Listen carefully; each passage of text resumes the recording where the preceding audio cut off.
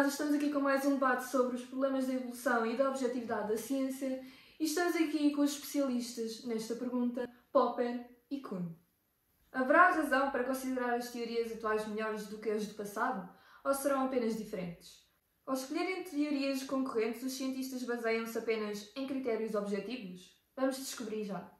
Começamos agora com Popper. Popper, pode falar connosco? A meu ver, a ciência desenvolve-se através de um processo de substituição de teorias. E isso proporciona um acréscimo de conhecimento. As teorias mais recentes proporcionam teorias mais completas.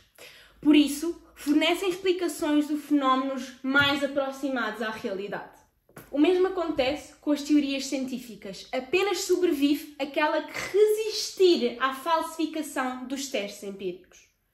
Como as teorias são criações humanas que não correspondem inteiramente à realidade, existe a eliminação de erros. Através do método crítico, também chamado de método de conjunturas e refutações, faz com que os erros do passado sejam aperfeiçoados de maneira a que os cientistas estejam mais próximos da realidade. As crenças científicas podem vir a revelar-se falsas. Os cientistas podem se enganar. São seres humanos. Daí, esse erro não ser um fracasso, mas sim um sucesso, de maneira a estar mais próximo da verdadeira realidade. O progresso científico é cumulativo, isto é, as falhas e as teorias erradas corrigem as anteriores, trazendo novos conhecimentos, estando mais próximos da teoria verdadeira e correta. Então, e acha que a ciência é objetiva? Claro que sim, claro que sim. A ciência é objetiva. A escolha das teorias é feita de modo impessoal e imparcial. Muito bem, obrigada pela sua perspectiva. Mas agora vamos ouvir a perspectiva de Kuhn. A minha perspectiva é uma perspectiva muito historicista do desenvolvimento da ciência. Eu acredito que a história teve grande importância na atividade científica. Por exemplo, se formos examinar os registros históricos das várias ciências empíricas, como por exemplo a física e a química, etc., vamos encontrar um conceito de ciência bastante diferente. Diferente como, por exemplo, daquilo que se é apresentado nos manuais. Nos manuais diz-se muito que o conteúdo de cada ciência são as leis, as teorias e os métodos, e que o historiador tem como função explicar o contributo de cada cientista para o acumular do conhecimento. Esta visão da prática ciência e progresso não corresponde ao que aconteceu na realidade. A ciência não anda para a frente com indivíduos isolados, é sempre necessário uma comunidade, normalmente uma comunidade científica, o que é mais do que importante. Uma comunidade é formada por especialistas que têm normalmente a mesma função e que pretendem responder a questões dentro da sua área da ciência, tendo como principal objetivo alcançar o sucesso dentro das suas investigações. Por sua vez, para uma área ser científica, é necessário que os seus membros partilhem e orientem o seu trabalho por um certo método a seguir, um paradigma. Um paradigma define as leis, os valores, os métodos e instrumentos utilizados e as técnicas, etc. Um paradigma reúne um conjunto de elementos que formam uma tradição lógica dentro de uma comunidade científica. Então, e quando não existe um paradigma? Quando não existe um paradigma, eu acredito que nós estamos localizados no período da pré-ciência. O período da pré-ciência é quando ainda não existe uma comunidade científica numa dada certa área de estudo. Fazendo assim com que este período da pré-ciência se caracterize como desorganizado até que este adira a um paradigma. Quando adere a um paradigma, passamos então para a ciência normal, que é onde os cientistas se localizam a maior parte do tempo, e para a resolução dos seus enigmas. Aplicamos um paradigma para que seja possível resolver enigmas e puzzles. Estes puzzles e enigmas podem ser resolvidos a partir dos critérios da tradição. Por exemplo, quando nos dão um problema na natureza, fingimos que esse problema é uma peça de um puzzle e a função da ciência normal é colocá-la no seu lugar. O objetivo deste período é explicar o maior número de fenómenos possíveis, tornando o paradigma mais consolidado e abrangente. Basicamente, é como um esforço para colocar o paradigma, a teoria e os seus factos de acordo. Caso sejam encontrados fenómenos não explicáveis dentro de um paradigma, considera-se que a culpa foi ou dos cientistas ou então dos instrumentos utilizados. Toma-se uma atitude não crítica e conservadora, que consiste basicamente em não tomar medidas radicais e ignorar estes fenómenos a que eu chamo anomalias. Devido à esta ausência de crítica, as investigações começam-se a tornar mais detalhadas e profundas, o que faz com que se acumulem factos e na ciência normal começa a existir um progresso cumulativo. Diferente da ciência normal, quando os cientistas consideram que existiram erros nas suas observações, eles culpam-se a si próprios e não ao paradigma. Sendo assim, as anomalias não são consideradas contra-exemplos capazes de falsificar o paradigma. Estas modificações tentam compatibilizar a resolução das dificuldades com a tradição apresentada. Ou seja, estas modificações eliminam os problemas que colocam o paradigma em causa. Porém, vão-se acumulando anomalias, fazendo com que os cientistas comecem a duvidar de si próprios e de tudo à sua volta, como práticos e teóricos. Então eles vão procurar novos modelos explicativos. Devido a isto, instala-se uma crise onde se começa a duvidar do paradigma e toda a sua credibilidade. Estas crises podem ter, então, 3 maneiras de terminar. Ou a ciência normal consegue lidar com os problemas que criaram a crise e faz mudanças no paradigma, ou então deixa-se a crise para as gerações seguintes, sendo que elas vão ter instrumentos mais avançados.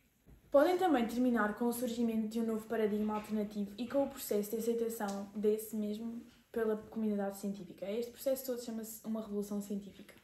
Quando o paradigma em vigor é discutido e confrontado com o paradigma alternativo, dá-se o nome a este período de ciência extraordinária e existe então uma competição entre paradigmas. Se o paradigma alternativo começar a ganhar adeptos e estes forem a maioria da comunidade científica, estão então reunidas todas as condições para uma revolução científica. A minha perspectiva é então diferente da de Popper, porque nos períodos de crise e ciência extraordinária eu apresento um discurso crítico, o que é fundamental para a diferença entre as nossas perspectivas. Depois de ouvirmos a perspectiva destes 2 grandes filósofos, Popper e Kuhn, vamos ouvir uma grande especialista em filosofia, Filipa Andreia, que infelizmente não pode estar presente. Não funciona. Cadê? Eu não me estou a ver.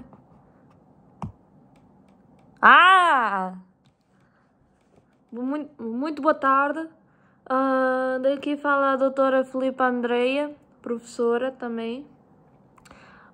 Tirei um mestrado em filosofia, estou a dar aulas numa universidade e vim aqui explicar por Zoom, porque não consegui ir aí. Vim aqui explicar o que é a Revolução Científica, dito por Thomas Kuhn. E isto dos paradigmas. Então explicando. Para designar um período em que existe a mudança de paradigmas, Thomas Kuhn escolheu o termo político a revolução, como ele já referiu. E essa revolução ocorre quando existe um descontentamento com certas instituições governativas e se tenta substituí-las por uma forma de governação diferente à da anterior. Quando um novo paradigma é aceito por uma comunidade científica, dá-se início a um período de ciência normal e a um novo ciclo com uma estrutura idêntica àquela que foi descrita anteriormente. Kuhn usa a revolução científica como exemplo de como a mudança científica ocorre. E essa revolução científica é caracterizada por quê? É caracterizada por uma explicação teórica da combustão e pela rejeição da teoria do flógisto e descoberta do oxigênio. E esse segundo ponto eu refiro a quem? Isso é apresentado como a contraposição de 2 cientistas, Joseph Priestley, o que é defensor da teoria do flógisto, e Antoine Lavoisier, que foi o primeiro a identificar o papel do oxigênio na combustão e na respiração.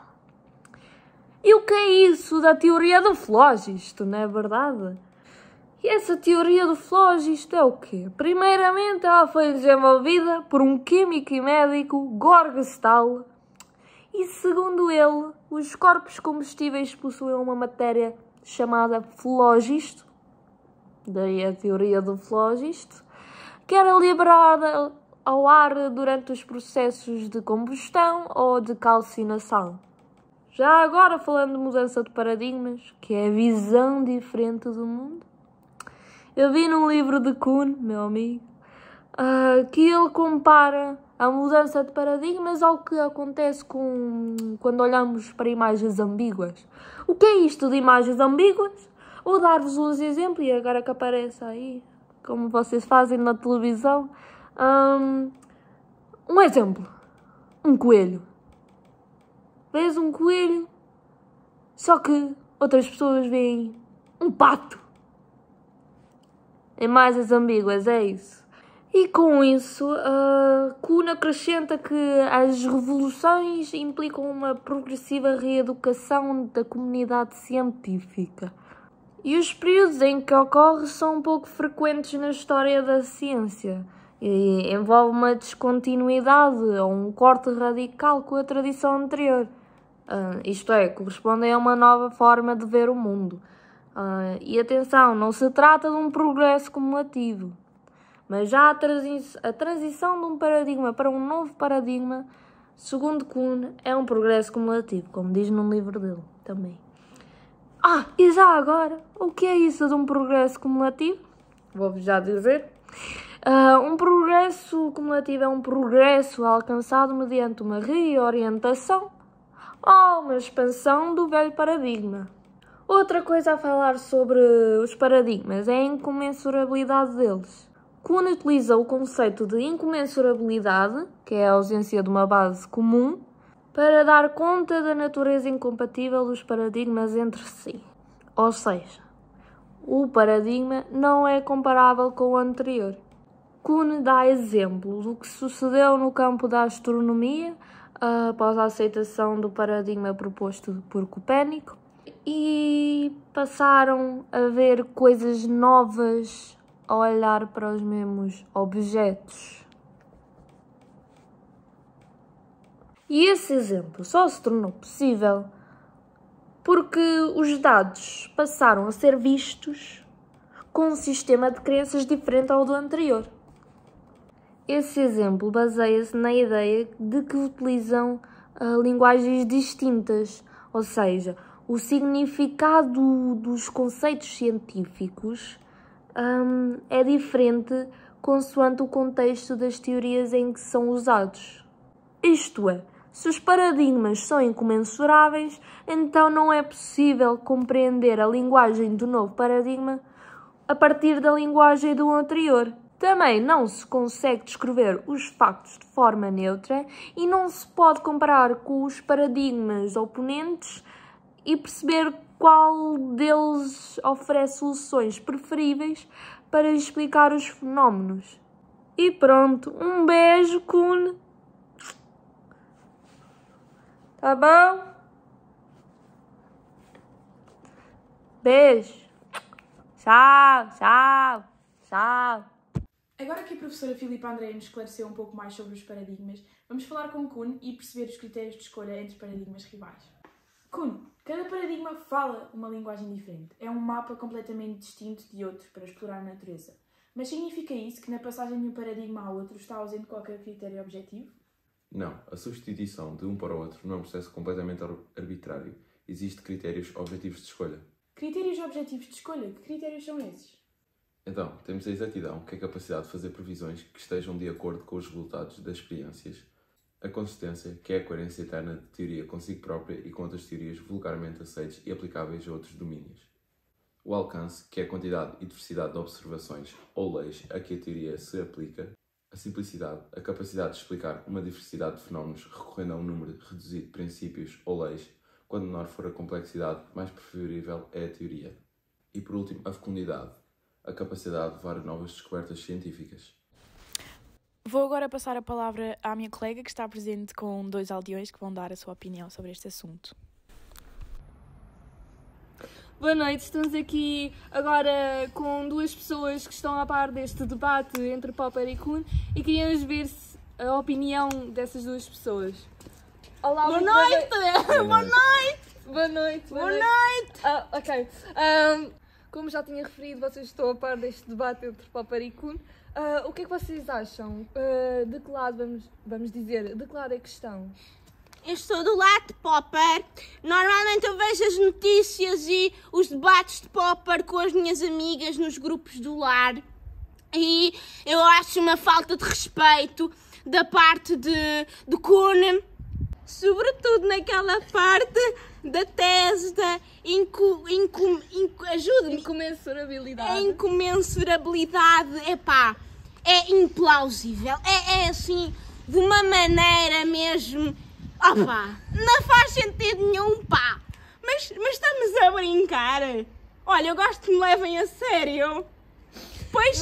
Muito bem, obrigada. Tem mais alguma coisa a dizer? Claro que sim, tenho sempre algo a dizer. Então aí, o Kuhn anda-me a desvalorizar o pensamento crítico e a objetividade da ciência. Muito obrigada pela sua opinião. Não tem nada que agradecer, Sim. se precisar de mais. Sim, minha Mas, senhora. Sim. mas senhora... Olá. Muito boa noite. Muito boa noite. E quem é que defende? Como é óbvio, eu estou do lado de Kuhn. Não. Para começar, se as teorias de Popper estivessem corretas, não teríamos motivos suficientes para acreditar na ciência. Então, porquê é que nós temos de acreditar nessas ideias? Não teríamos boas razões para achar que elas são verdadeiras. Uma teoria ter resistido às tentativas de refutação até agora não seria uma justificação plausível a acharmos que uma ideia é verdadeira. Dito isto, a teoria de Popper não nos proporciona razões necessárias. E foi isto. Agora passando a palavra para a minha colega. Mas apanhar quando chegares. Olha, é melhor passarmos a palavra já. Obrigada. Depois de termos ouvido estes comentários externos, o tempo da nossa entrevista está, infelizmente, para terminar. E para terminar, gostaria de fazer 2 perguntas a cada um de vocês, para resumir e esclarecer tudo o que falámos hoje aos nossos caros espectadores. Então, para começar, há progresso na ciência. E para terminar, será a ciência objetiva? Claro que sim. Depois de tudo o que eu disse, vamos cá dar um exemplo. Há uns anos atrás, pensava-se que todos os planetas giravam em torno da Terra. Atualmente, diz-se que são os planetas que giram em torno do Sol. Pronto. Este processo foi fundamental para estarmos mais próximos da verdadeira realidade. Ou seja que estes supostos erros não são erros. São essenciais para chegarmos à verdadeira realidade. Dito isto, existe sim progresso na ciência. Não há nada de progresso na ciência, exceto nos períodos de ciência normal. Na passagem de um paradigma a outro, não há forma de dizer que o novo representa um maior avanço em direção à verdade. A ciência evolui, mas é difícil falar de progresso. Pode-se dizer que o novo paradigma não é melhor que o anterior. Muito bem, obrigada pelo esclarecimento e assim terminamos mais um Jornal das 8. Isto foi o País e o Mundo e até à próxima.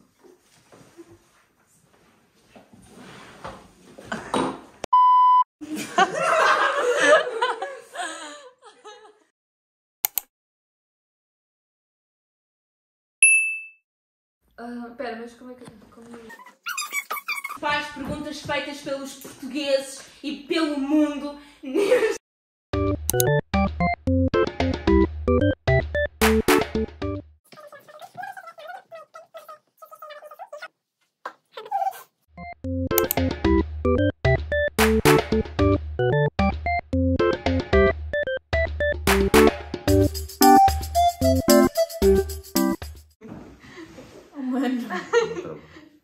Ela está a pôr a carne no congelador.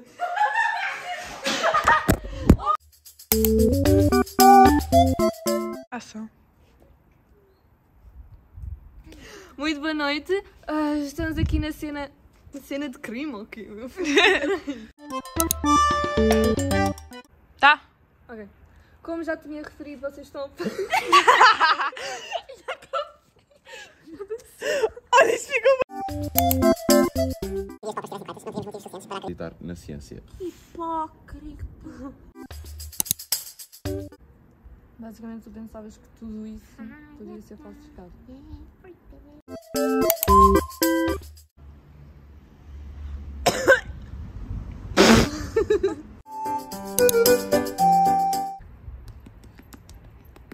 É bonitinho.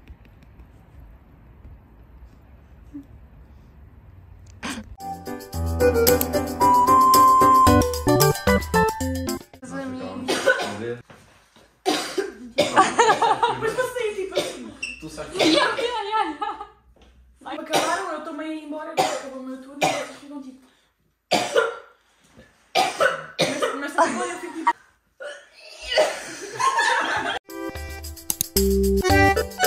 Peraí, estou só a Olha o pensar. leite.